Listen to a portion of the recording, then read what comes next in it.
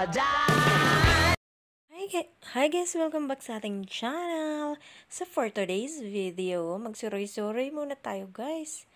At para ma-enjoy naman natin ang ating araw. So ngayon andito tayo sa isang overpass ng malapit ito siya guys sa Baguio Cathedral. Tapos ang connected siya sa malapit sa SM Baguio. So ngayon ayun na nga guys, nagsuroy-suroy tayo dito dahil naghanap tayo ng mapiprintan at naligaw kami kung saan na kami nakakarating. Dahil may ipapaprint akong isang documents na very important. So, then guys, dito pala sa pinuntahan ko ay later in this video ay makikita nyo yung mga magagandang paintings na nadaanan ko. At may mga presyo, kanya-kanyang price siya kung gusto nyo bumili ng paintings dito sa underpass ng Baguio Cathedral. Sulitin natin ang ating pagpunta para sulit ang ating pagod. So, ito na nga guys, Paskong Pasko na dito sa kanila.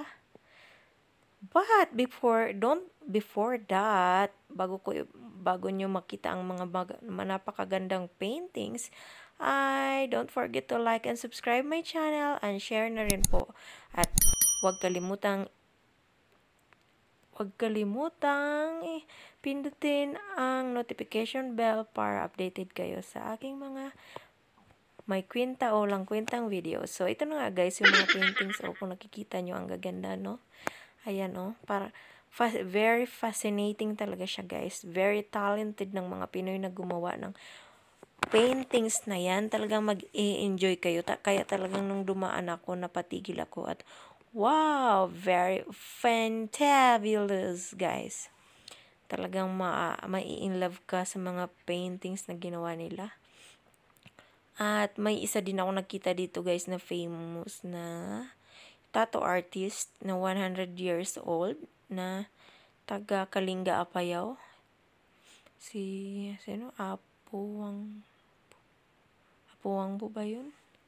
Yung nagtatato guys, nandito din siya. Pinaint din siya. At isa sa mga paintings dito ay, ayan, ito guys yung sinasabi ko sa inyo, yung sikat na tattoo artist na pinakamatanda.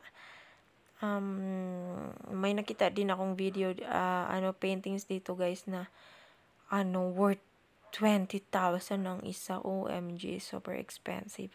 But, very, sulit naman siya guys sa price kasi napakaganda talaga ng paintings na yun. So, makikita nyo dito mamaya guys. Kalmahan nyo lang at tingnan nyo at tapusin nyo ang video na ito. So guys, enjoy your watching. Thank you.